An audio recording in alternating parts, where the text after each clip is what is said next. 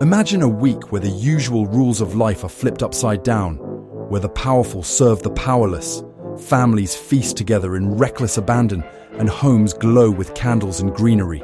This was Saturnalia, ancient Rome's most beloved and chaotic festival. Though its name may not be as familiar as Christmas, the echoes of Saturnalia can still be felt in our modern holiday traditions. To fully understand Saturnalia, we need to step into the sandals of an ancient Roman, ready for revelry, feasting, and a world turned topsy-turvy. So grab a goblet of mulsum, a glass of honeyed wine, and let's journey back to the festival that brought Rome to life. At its heart, Saturnalia was a festival to honor Saturn, the Roman god of agriculture, wealth, and time. The Romans believed Saturn had once ruled over the mythical Golden Age, a perfect time when humanity lived in harmony, free from toil and inequality. To relive this utopian ideal, Saturnalia was a celebration of abundance, freedom, and social inversion, a time to break from daily routines. Originally, Saturnalia began on December 17th and lasted just one day. However, Romans, being Romans, decided one day of revelry wasn't enough. Over time, the festival stretched to a week-long celebration, ending on December 23rd. Saturnalia aligned with the winter solstice, the year's darkest day, symbolizing the return of light and life. Sound familiar? This idea of renewal, hope, and rebirth has shaped many modern holidays, including Christmas. But if you think Saturnalia was all solemn religious rites, think again. The party was just getting started. The Temple of Saturn in the Roman Forum became the epicenter of festivities. Ceremonial sacrifices were made, priests offered prayers, and a statue of Saturn was symbolically unbound to represent liberation and abundance. Then came the fun. Public feasting spilled into private homes, where banquets were grand affairs. Tables groaned under the weight of roasted meats, breads, olives, and fruits. Dishes like porridge sweetened with honey and spiced wine, known as mulsum, were staples. Imagine music in the background, flutes and tambourines filling the air as people sang and toasted each other. What made Saturnalia unique, however, was its social inversion. Roles were reversed. Masters served their slaves, who were allowed to wear the freedman's cap, or pileus, and speak freely, often poking fun at their masters. Gambling, normally frowned upon, was openly encouraged, and small gifts such as sigillaria, clay figurines, candles, and trinkets were exchanged. This role reversal wasn't just for laughs. It was a symbolic return to the Golden Age, where equality reigned. For slaves, it was a fleeting but cherished moment of respect. Saturnalia wasn't just about food and freedom. It was a feast for the senses. Roman homes and streets were adorned with evergreens, garlands, and wreaths. Candles and oil lamps burned brightly, driving back winter's darkness and symbolizing the light of Saturn's golden age. Music was integral to the celebrations. Romans loved instruments like the lyre, a small harp, the tibia, a flute, and even percussive tambourines and cymbals. Songs were loud, bawdy, and joyful, a stark contrast to Rome's usual orderliness. Children joined in the festivities too, often crafting their own clay sigillaria as gifts or decorating statues of Saturn with garlands. It was a festival for everyone. And the best part? No work. Public offices, courts, and schools shut down, giving Romans a rare taste of pure leisure. Saturnalia didn't exist in isolation. Romans loved their festivals, and midwinter was full of celebrations. Brumalia honored the shortest day of the year, the winter solstice, and celebrated the rebirth of the sun. The calends of January, marking the new year, followed closely behind and was another time of gift-giving and merrymaking. Later, December 25th became associated with the Dies Natalis Solis Invicti, or the birthday of the unconquered sun. These holidays, rooted in themes of light, rebirth, and renewal, formed a foundation upon which Christmas would later emerge. When Christianity spread through the Roman Empire, church leaders sought to replace pagan celebrations with Christian ones. Christmas, celebrated on December 25th, strategically coincided with Saturnalia's festive spirit and the solstice traditions of rebirth. Many Saturnalian customs survived. Gift-giving became part of Christmas. Feasting and decorations, including wreaths and lights, are still staples of the holiday. Even the idea of a temporary escape from social norms lives on in the revelry of the Christmas season.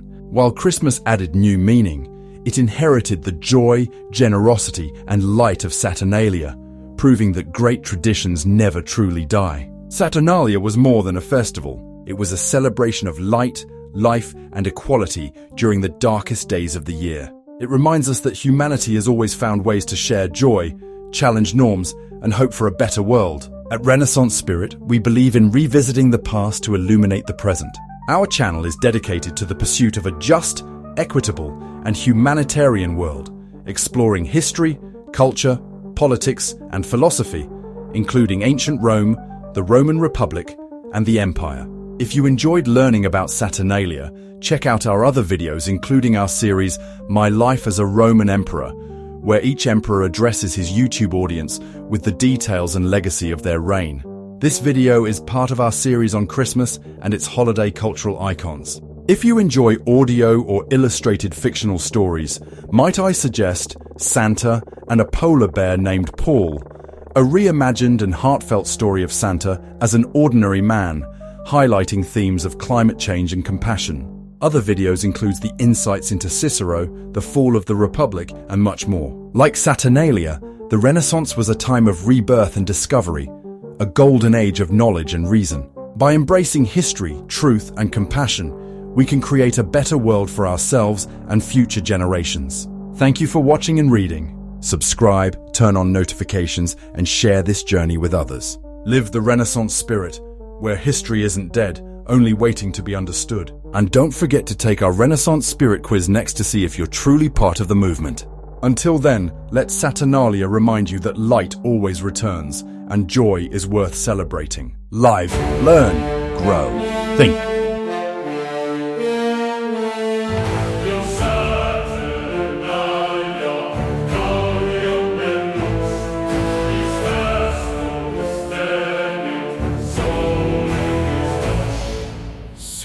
Invictus renascitur vita celebratur. Under the evergreens where the fires gleam, Saturn's joy awakens like a golden dream.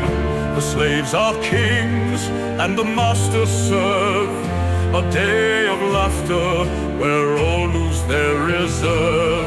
Io Saturnalia, let the games begin, the feast of the golden age where all can win.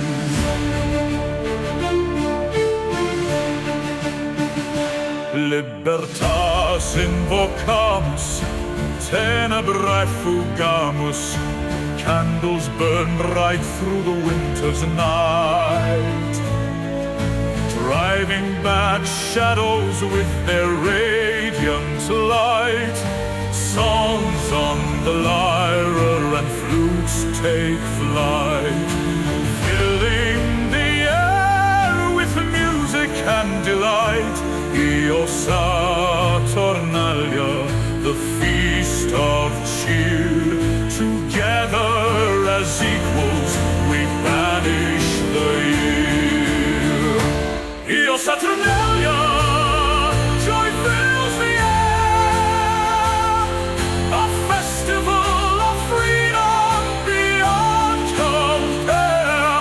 Through laughter and song we break the chain. In Saturn's light we're all the same.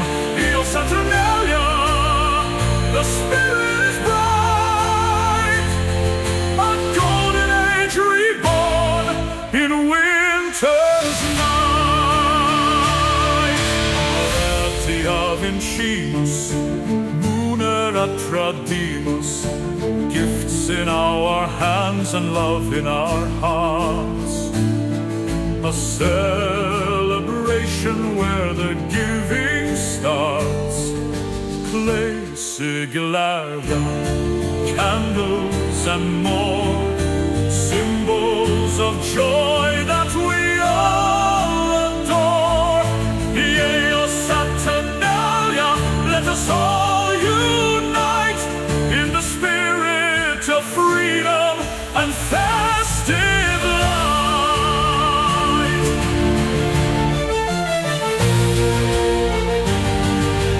Tempo mutamus, regem ludamus, masters and slaves in a playful role.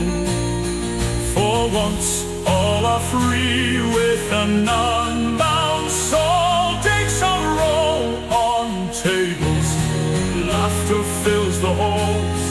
A festival of joy that breaks down the walls. Saturnalia, ancient